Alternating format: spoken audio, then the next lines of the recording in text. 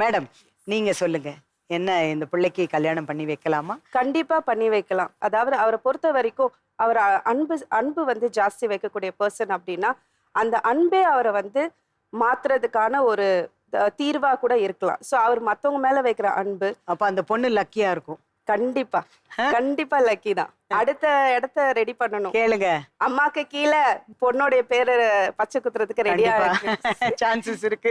கண்டிப்பா. வெக்கம் பாருங்க.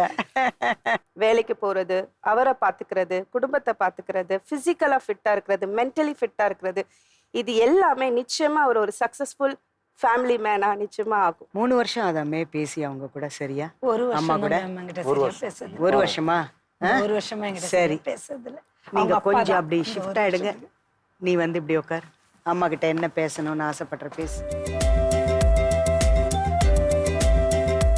இப்ப பேசுங்க, என்ன பேசணும்னு ஆசைப்படுறீங்க மனசு விட்டு பேசுங்க. நான் நான் பாக்குறேன் பொண்ணு சார்கிட்ட சொல்லிட்டு சார் வச்சு நான் முன்னெத்தி பார்ப்பேன். எனக்கு யாரும் ஆதரவு கிடையாது, சார் தான். அந்த சாரை வச்சு நான் பார்த்து உனக்கு எல்லாமே பண்றேன். ஆனா எனக்கு நீ நல்லா இருந்தா போதும். யாருக்கிட்டையும் போய் அடுத்தவங்க கிட்ட போய் நீ கையாந்த வேணாம். அம்மா மனசு விட்டு சொல்லிட்டாங்க, இப்ப நீ சொல்லு.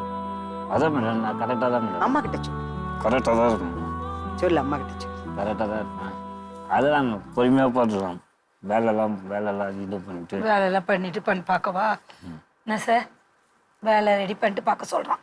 இப்ப பாத்தீங்கன்னா வேலை எல்லாம் ரெடியா தான் இருக்கு. சொல்லி வைக்கிறேன் சார். வேலை ரெடியா தான் நான் இருக்கு. சொல்லி வேலை ரெடியா இருக்குன்ற. நான் சொல்லி வைக்கிறேன். அவன் எப்ப எனக்கு இது பண்ணானா நான் பொண்ணு நானும் சொல்லி வைக்கிறேன்.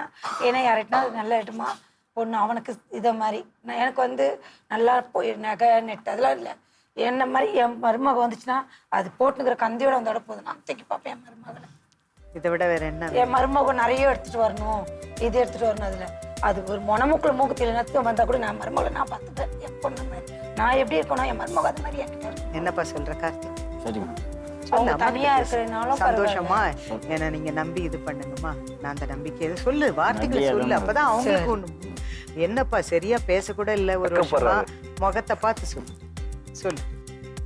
பாருமா சரி. பார்க்கட்டுமா? ஆட்டோமேட்டிக்கா கல்யாணத்துக்கு பொண்ணு பார்க்க சொல்லியிருக்கேன். அது கண்டிப்பா நல்ல பொண்ணா பார்த்து அவங்க எப்படி சொல்றாங்க பாத்தீங்களா? ஒன்றும் இல்லை, கந்தலோட வந்தாலும் அந்த குழந்தைய நல்லபடியா பார்த்துக்கணும். நீ தான் பார்த்துக்கணும். வயசான காலத்துல அவங்கள நல்லபடியா பார்த்துக்கணும். இது எல்லாருக்குமே ரொம்ப முக்கியம். நான் எல்லார்கிட்டையும் கேட்டுக்கிறதா தான். சும்மா வாய் வார்த்தையில சொல்லிடலாம், திட்டலாம், ஆனா அந்த வார்த்தையை போட்டுட்டோம்னா அழுறது கஷ்டம். எல்லாமே சொல்லுவாங்க பேரண்ட்ஸ், என் மருமகளை நான் பாத்துக்கிறேன் அப்புறம் இது பண்ணுவாங்க. அப்படி கிடையாது. அவனுக்கே தெரியும் ஒரு பொண்ணை நான் பார்த்தேன், சரி குடுக்குறேன். அது எதிர்காலத்துல பண்ணலாம். இனிமே வந்து நம்பிக்கை இல்ல வலிக்க டைமா வந்தாங்க.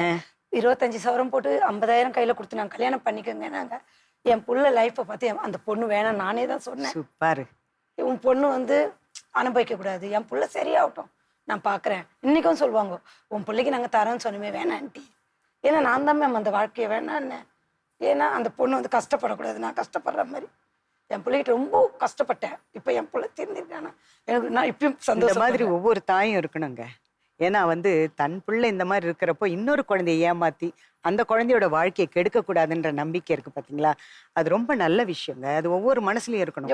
அதுக்கேற்ற மாதிரி நீ சப்போர்ட்டா இருக்கணும். அதாவது நான் வந்து பூரண நம்பிக்கை கொடுத்துட்டேன், அதை நிலையா கொண்டு போ. அதுல இருந்து எந்த மாற்றமும் யார் என்ன சொன்னாலும் பரவாயில்ல, நம்ம மேல நம்ம நம்பிக்கையோட இருந்தோம்னா சாதிக்கலாம். என்ன ஒன்னா சாதிக்கலாம்.